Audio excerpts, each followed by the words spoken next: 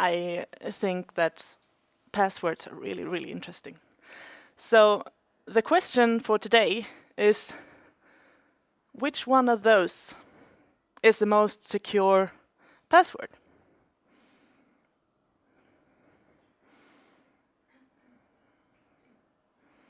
So, what? The one on the bottom, because it's okay. Yeah. Okay, we. Okay, so you're also for number 2? Yes. Yes. Two votes for that one. Great. And the rest of you are silent, but I also think that you believe this one is better. So let's move on. This is the same password that I had in the beginning. Imagine this.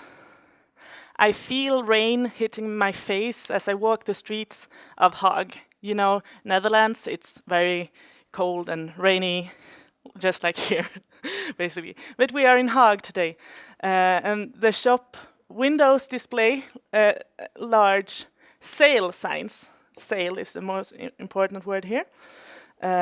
With a book by Kafka, maybe The Process or The Beetle, I don't know. It's my mom's favorite author, and it costs 3.14 euros, pi euros. So, feel, Hague, sale, Kafka, mom, pi.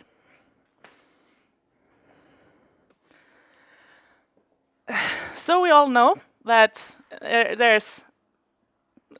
we all use bad passwords, like this one. Like, I've personally never used this one actually, but it's the most common year after year after year. How do we know this? Well, because there are databases that leak and get cracked, and then you can do statistical analysis on that. And people do that all the time, and there are millions and millions of passwords that are cracked and leaked every year. You can see there are some favorites. QWERTY, 1, 2, 3, 4, 5, 6, easy to remember. Also note that 1, 2, 3, 4, 5, 6 is more common than 1, 2, 3, 4, 5. Why is that? I don't know. Sorry? Yeah, exactly. It may be because they say they require 6 characters or more. Yes. Yes. I'm just gonna. Yeah, you know this one. I love this movie. It's called Spaceballs. No! Wait! Won't tell! I knew it would work. All right, give it to me. The combination is... One. Two. Three. Four.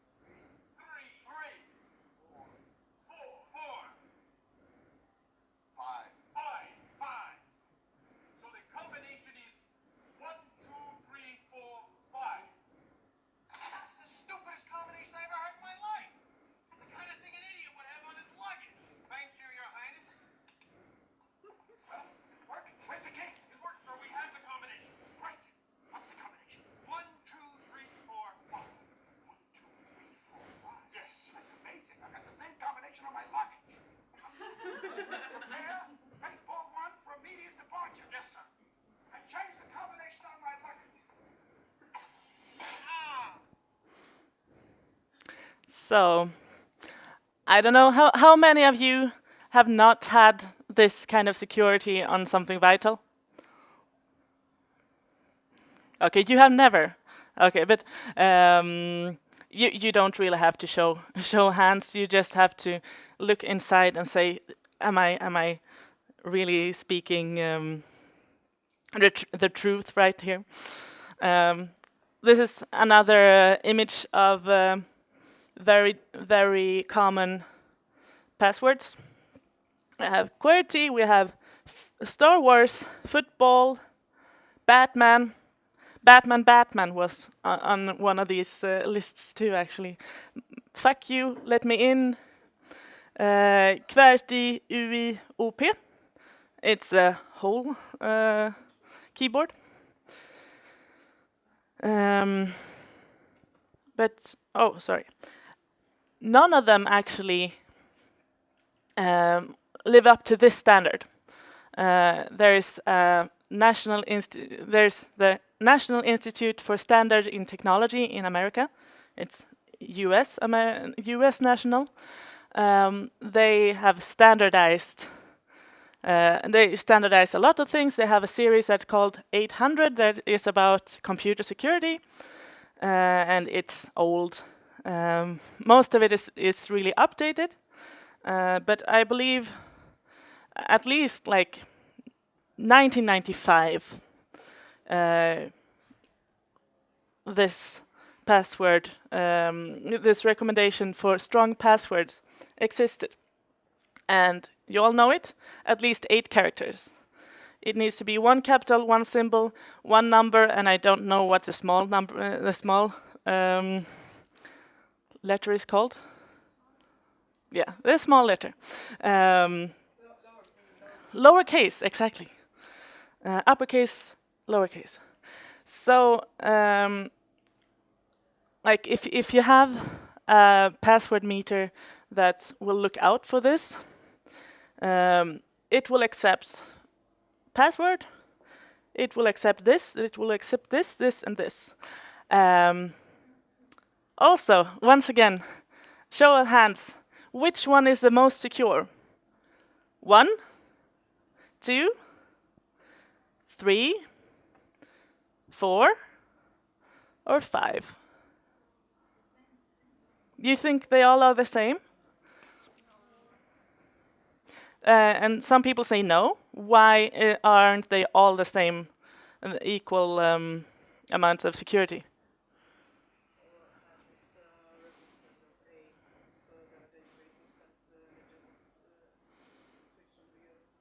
So you say that this, what? Yeah, the lead speak. Lead speak when 0 is O. Yes.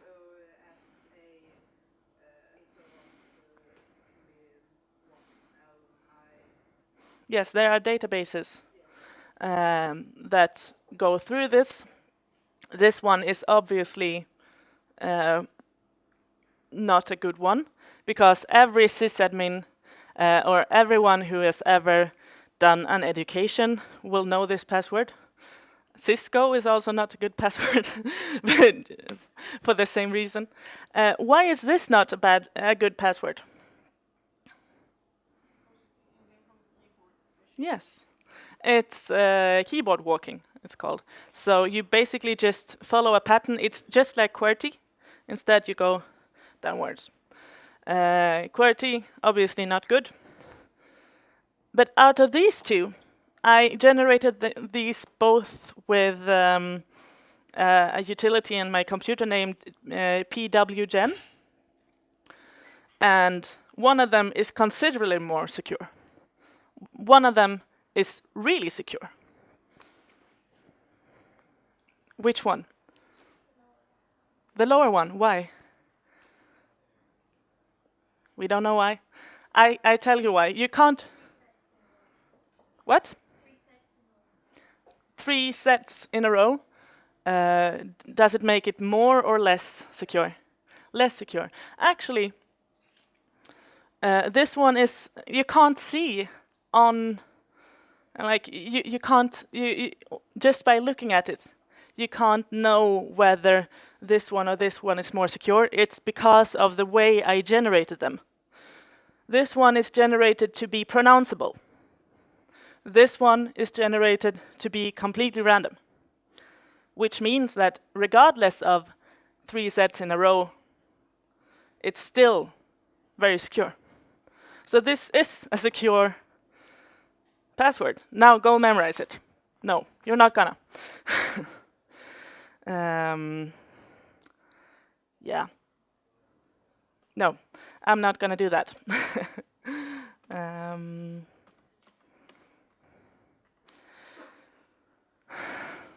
We'll maybe have a demo at the end if we're up for it. A slightly better method than like just putting 8 characters together and like use whatever like something out of the top of your head. You can still do something out of the top of your head with what you said here. You have replaced the E with a 3. You have replaced the O with a 0. You have 2 exclamation marks, and after that there's a 1, which is the same key. These are vulnerable too, basically because the people that we're up against, they have very fine algorithms. And they know, for example, that it's very common for people to put 2 words together, capitalize the second word like that, and put an exclamation mark or a special case, whatever, at the end. So it's still there are still ways to crack what you're doing. These are better than these ones. Do you know why? There's one very big reason why this one is better than this one. More characters. Yes, it's longer, which means that it's considerably harder to crack. This one contains spaces. It's actually allowed in most services to use spaces. That's a tip. This one is for me. I used to be a very big The Ark fan. This is the guy who sings in my favorite band from the year 2000. So I put a capital in the middle. It's his name, so it's easy to remember. I just put a minus, and then I said, it takes a fool to remain sane, which is their biggest hit. And then I just mirror it again. The strength of this is that it's long. It's also a strength that this one is also a strength, but it's relatable to me. If you're like a super hacker who really knows everything about me and is also a stalker, then it's possible to crack. Stora Varvsgatan 6A, that's where we are right now. So it could be related to something that we know, something that we care about, etc. This one has a special character, a symbol, and I think it's also perfectly memorable for anyone. So this is a reasonable way to generate a password, but it's not very easy to calculate how secure it is. And what I want to show you today is how to generate passwords that are impossible to crack. You will, at the end of this workshop, have passwords that takes the NSA 3,505 years in average to crack, given that they have state-of-the-art equipment, and given that they know everything about how you created this password. But now for another method that isn't as secure as that one, that it takes a fool to remain sane in the middle of that word before. I don't know if it's called the book method, but I call it the book method. It's quite old. Like old spies, like spies in the 40s or in the 80s. You can see it in this Enigma movie that's called The Imitation Game, for example. They use this method for making crypto. Also in the new Deutschland 83 spy drama that recently aired here in Sweden. They also use this method. So you take a long sentence and generate a password out of, or okay, it's not this method, it's a related method. Whatever, this is another method. Take a long sentence and generate a password out of the beginning letters, like it takes a fool to remain sane, or Shakespeare. Shall I compare thee to a summer's day? Question mark. Does anyone, anyone who's not Swedish will not have any standing chance on cracking this one. But I don't think that anyone who speaks Swedish has any clue anyway. This is a clue, I don't know. If anyone here is a Christian. Yes, exactly. This is memorable to me. Där pratar de alla i munnen på varandra. Mötet var mycket förvirrande och ingen visste varför de hade kommit dit. So, yeah, it's a memorable quote that isn't very known, I don't know, but it's in the Bible. It's about a meeting that escalates, like with trolls. Yeah. So, you've seen that today I've brought these. I also told you to bring up your notes. Why should you not write your password down? That's something that everybody has heard about before. Why shouldn't you? What? They can be found. For example, if you put it on a post-it note, I'm like, yeah, no one will ever find it here. It can also be lost, like this, you know. Yeah, whatever. Where? Oh, yeah, okay. Those are two risks. But why should you write your passport down? What? To memorize it. Why?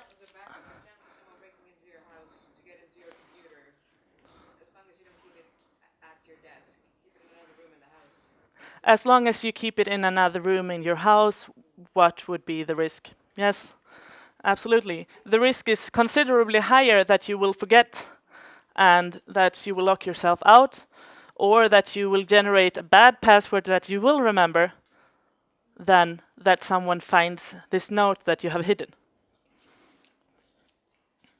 It's still not perfect, but it's much better than forgetting your passwords or always using the same one. Yeah. Why should you use different passwords on all sites? This is also something that everybody has heard about. There's software that once they crack one password, they sort of try to find all your emails and keep using it. Yes, because if one service is compromised, all other services may be compromised too. And why is a site compromised? Yes. Let's see, for example, this is still not fixed. I was talking about this 4 months ago at another Geek Girl event. This is the site of my old school. And up here, this connection is not secure. So meaning that when I put my credentials in here, they will go in clear text. And if someone looks at this, yes? They're not encrypted, exactly. It should say HTTPS in the beginning here. No, HTTP right now. The best practice is HTTPS, yes. And even if someone is using HTTPS, they can still use it in a bad way. Exactly.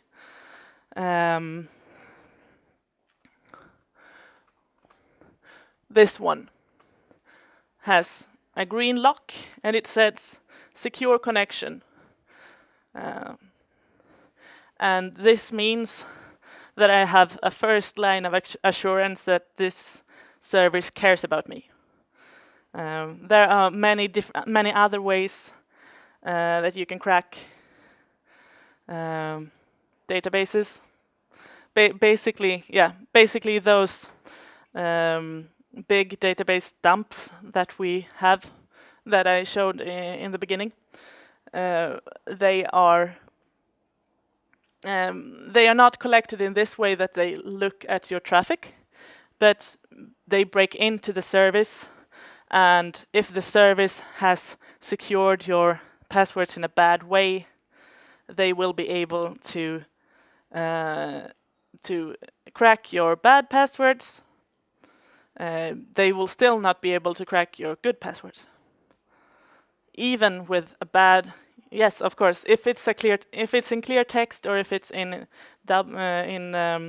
two-way crypto, they will still be able to find your great cryptographically secure password. But if they have some level of security, you will be safe with a good password, even if it leaks. So let's see if I can start this presentation from not the beginning this time.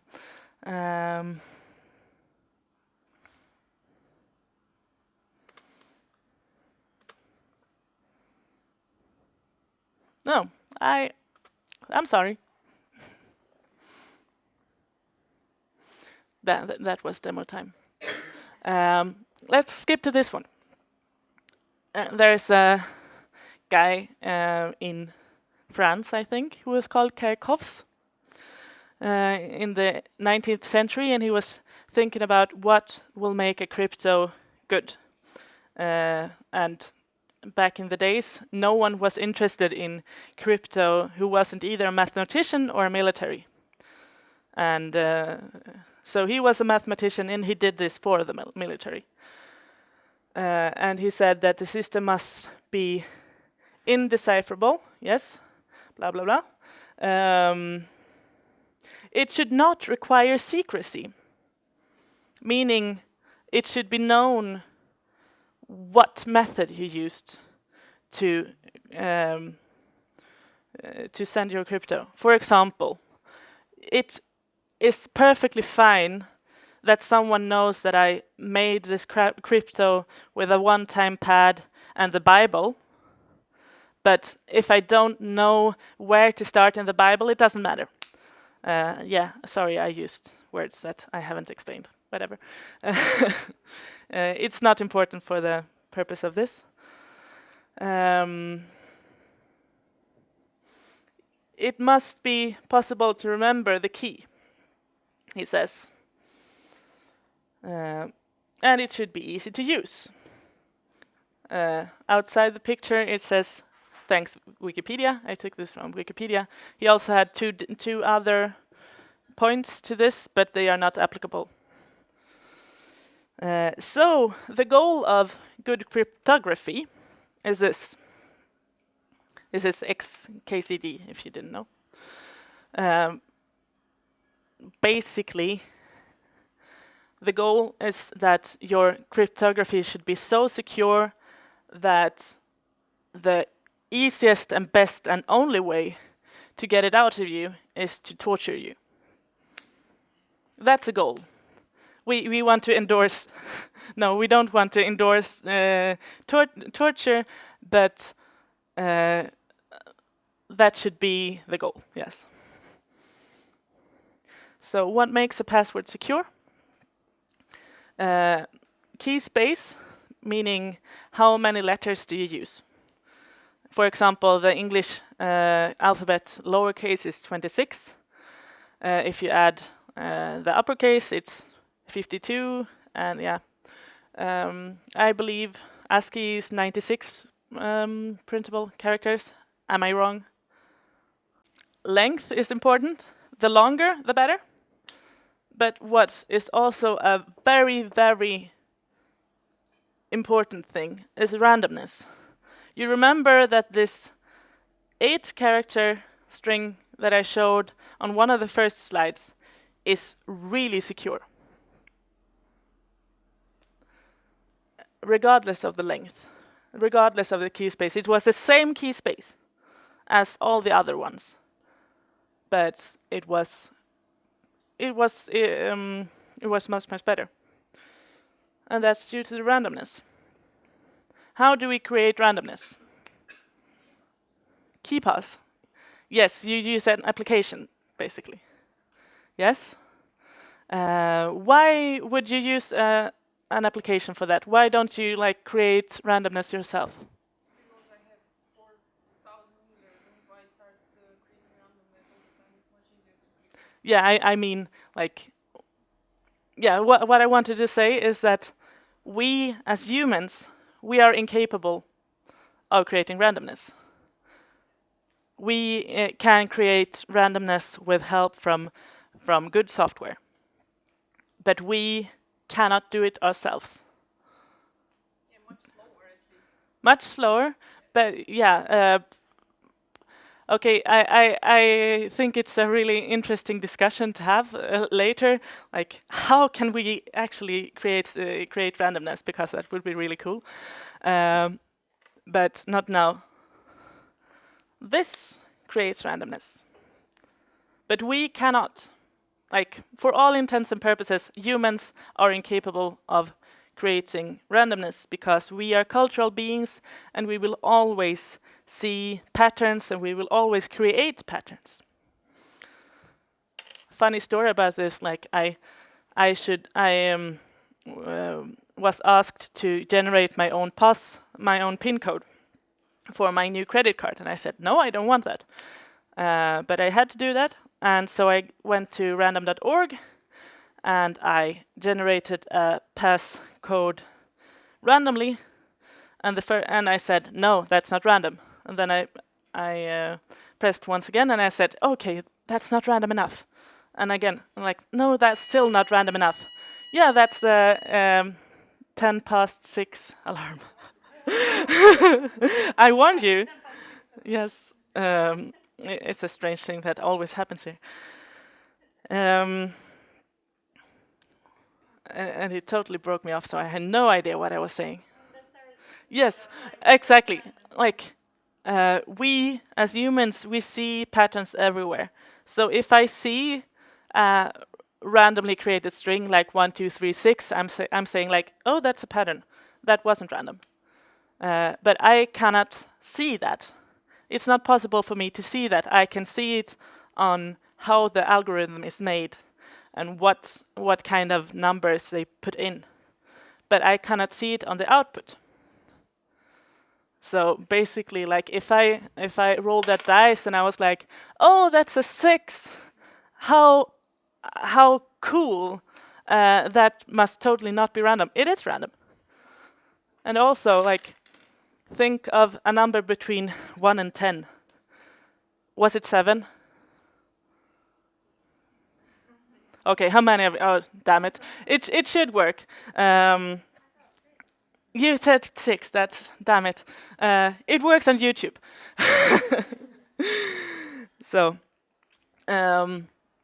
if you have a big key space, a big long length and randomness, you will create high entropy. I don't like entropy as a word because it's not precise, and yeah, I don't like it. But it's a word that people use in when they talk about passwords.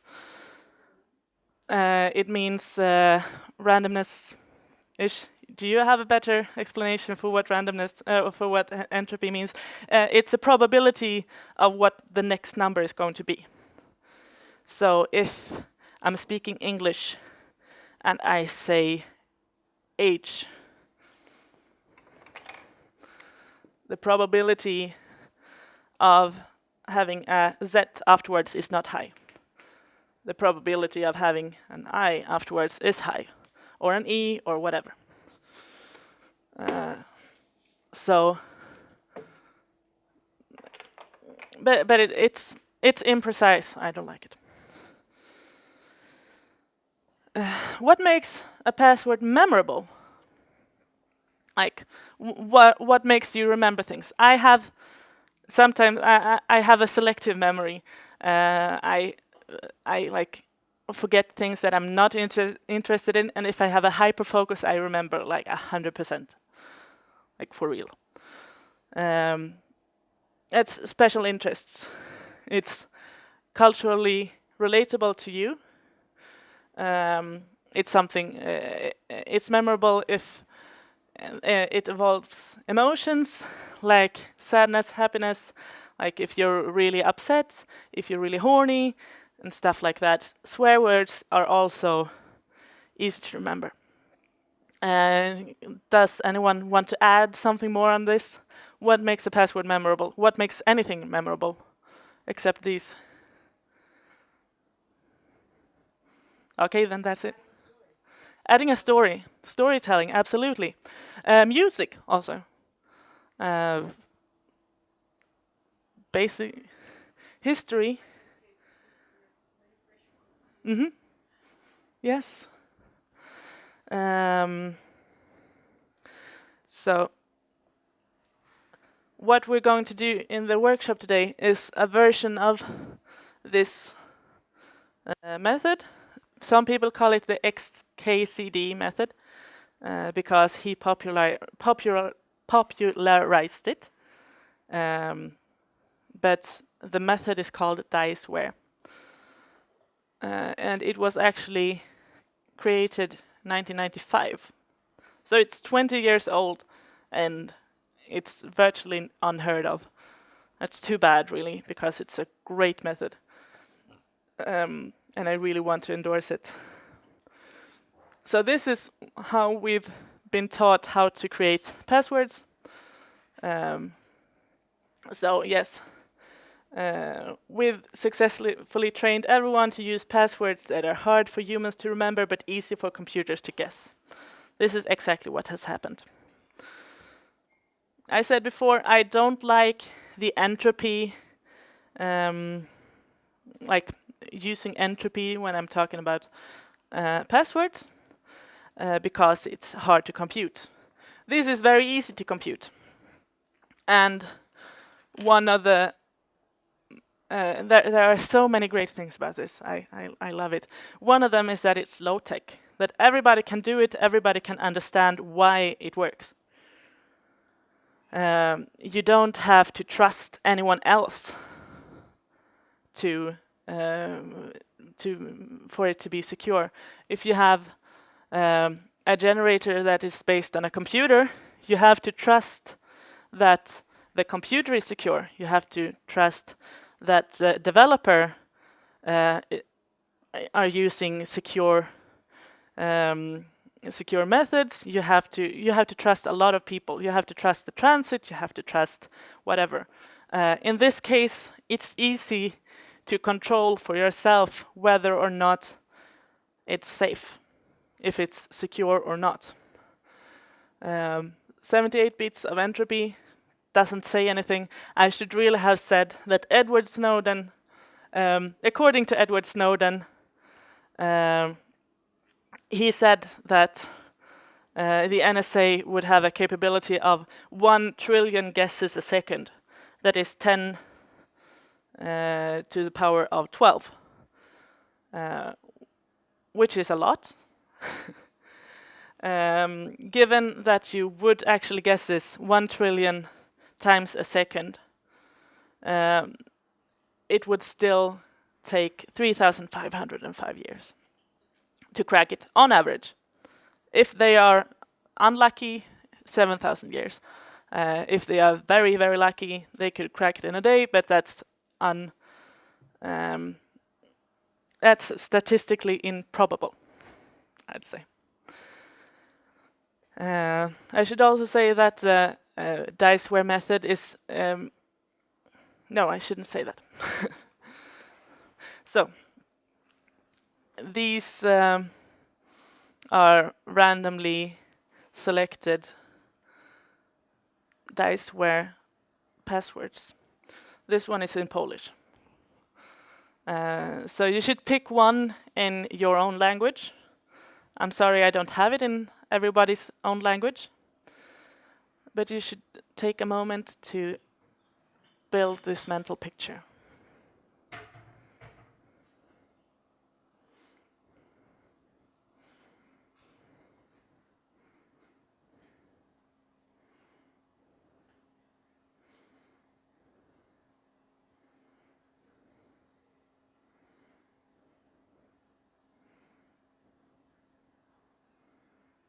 Okay, that's enough. Yeah, we're out. The first phrase that we had on the first slide, can you try to remember it for yourself in your head?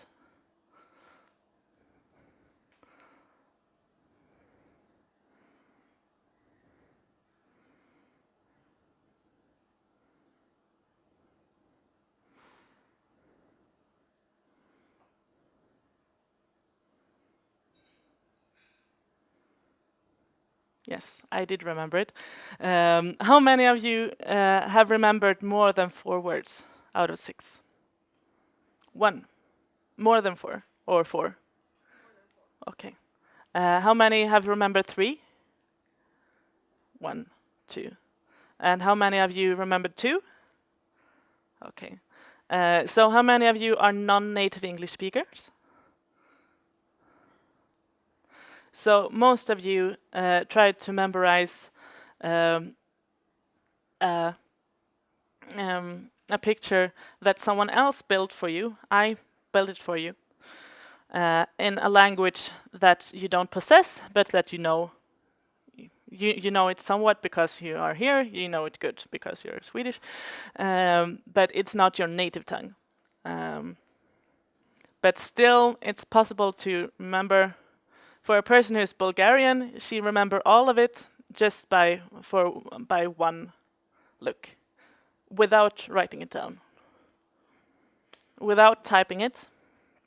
I've tried this before in Swedish for a Swedish audience, and 80% remembered 4 or more of the words. So don't blame yourself if you don't knew it. Blame me, because I built a boring picture that you didn't remember.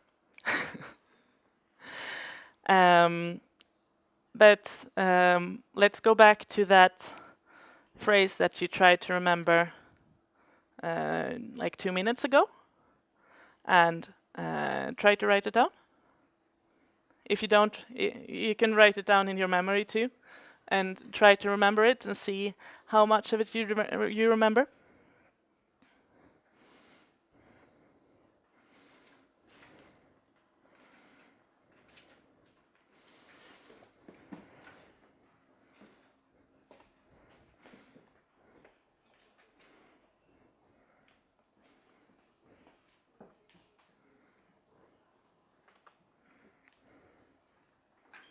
Oh, sorry, there.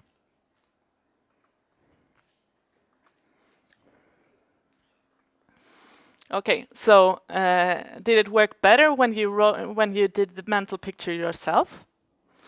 Did I interrupt you too early? Everybody remembered it in the time I gave you. And so, who does remember the whole password? You don't know because you don't have the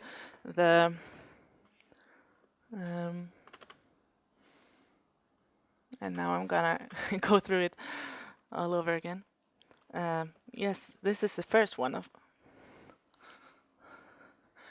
I can feel the rain in Haag as I walk down and see a sign that says sale of a Kafka book.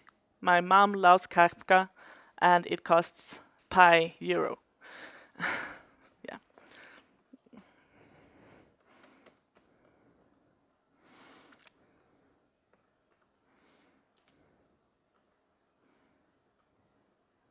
Yes. So I want to know who was successful with this. Were you all like? Do you all remember at least 4 out of 6 after the first try? like, not everyone. Okay, it's lovely that you told us. And that's the reason why we should write it down. I also said in the event that please wear skinny jeans. Why is that? Is it because I loved skinny jeans? No. It's because if I have a paper, I can put it in my wallet. I don't always carry my wallet. I don't. I'm not 100% sure what happens with them all the time. But my skinny jeans pocket, I wear it all day long. And I know if someone went there and took it out. I know if someone put it back again. This is low-tech security again. It's very hard not to notice if you lose it. And if you lose it in a catastrophic way, you just have to generate a new one.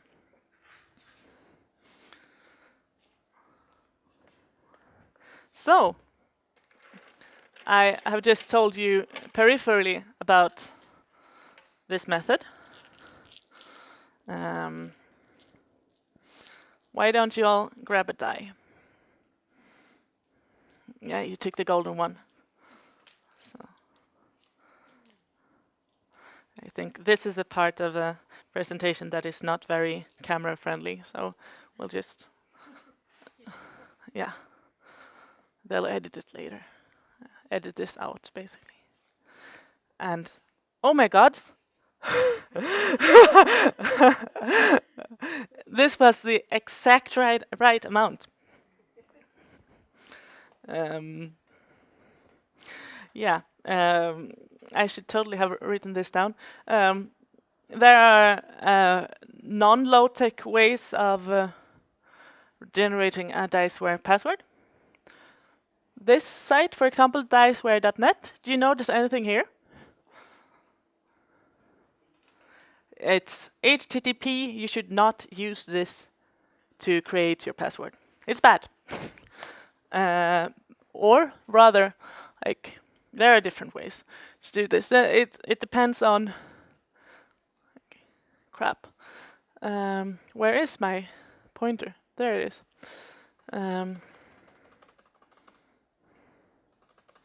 I could, of course, do like this. And then my adversary, who is watching my line, doesn't know which ones of these that I choose. But the weakness of this is that I'm prone to choose love, listen, sleep, I don't know. Like, I'm prone to create a pattern here too. So it's not as ridiculously secure as doing your 6-word Diceware with your dice.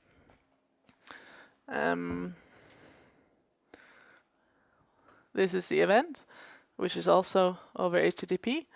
It's only my name and email. What could possibly go wrong? This is a lovely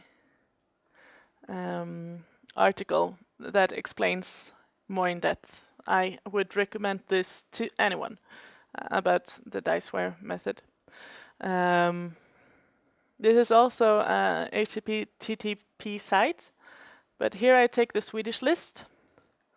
The list looks like this. You have groups of 5 numbers that you generate like this. Can I? Like 1, 4, 3, 6, 5. That's my first word. What was it? 1. I don't. 1, 4, 3, 6, 5. That means I can't see it. I'm still at 2, right?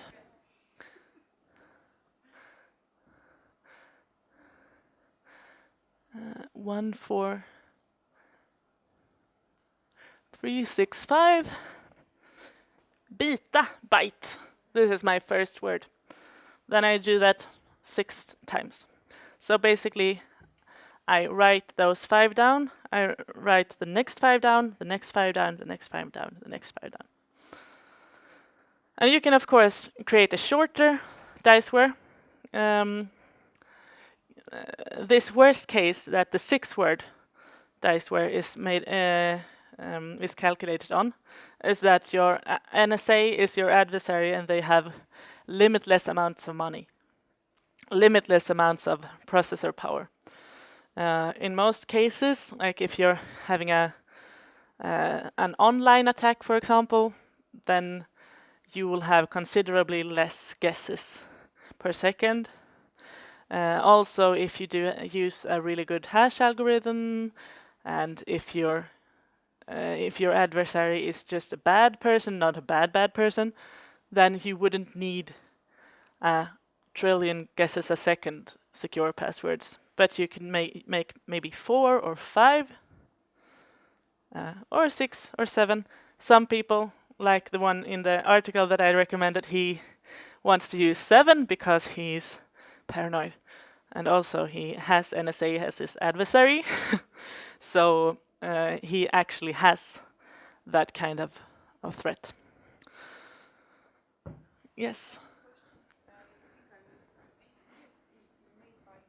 No. It's made, the first one, thank you. The first one is made in 1995. I don't remember the guy's name, but there is one in English, there's another one in English, here's one in Spanish, German, Esperanto, Japanese, Dutch, Polish, Swedish. I implore you, please add more lists like Bulgarian or I'm thinking of doing another one in Swedish because this one in Swedish has everything can always be improved.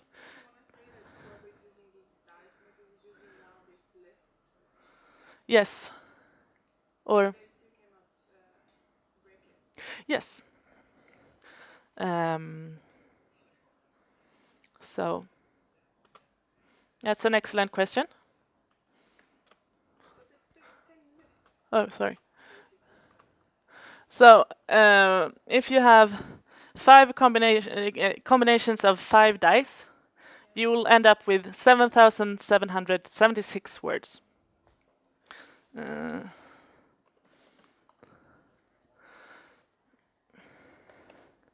And you can combine them with themselves, you can combine them with anything, and since it's generated with a dice, who is a real random generator,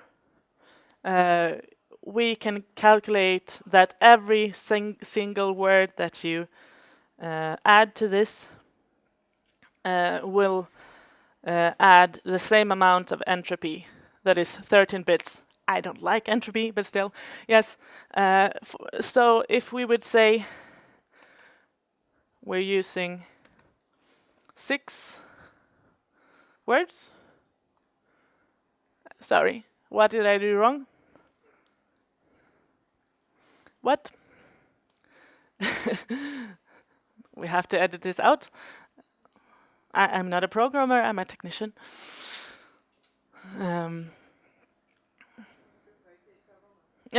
Sorry. It's, of course, this. So, this is 24. I do believe this is 24. 1, 2, 3.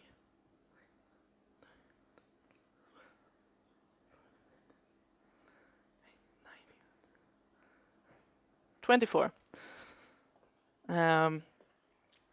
This is a ridiculously big number. And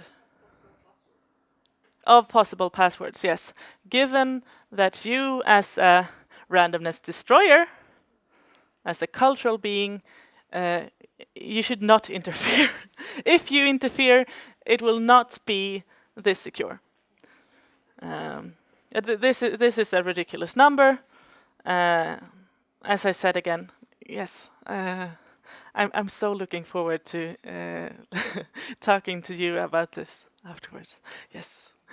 Big confusing because if you get all the list, if the list has a 7,700 whatever words, Mm? and you have 10 lists, which is around 77,000, Yes. put them in a database.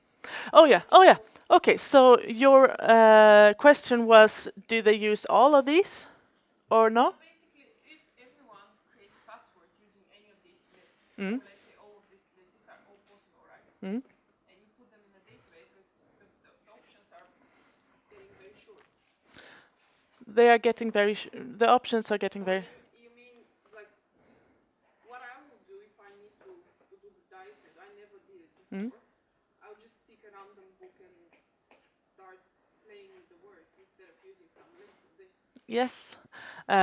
The reason, like, you could absolutely use a book and take random words out of it. The one of the weaknesses there is that it's natural language. This is also natural language, but the probability of having an and or of, for example, is very much higher. And then you choose that one and you say, oh, that's not random, and you take the next one. You will, like, it's still a secure, it's a good way of making a password, but it's not as calculable, and it's not, they have weaknesses. This giving the Kirchhoff's principle that that the algorithm is known, this is still secure. Given that they know that I have been using Swedish words, given that they know that I have not put any special characters into it, given that I don't mispronounce anything, this is still very, very secure.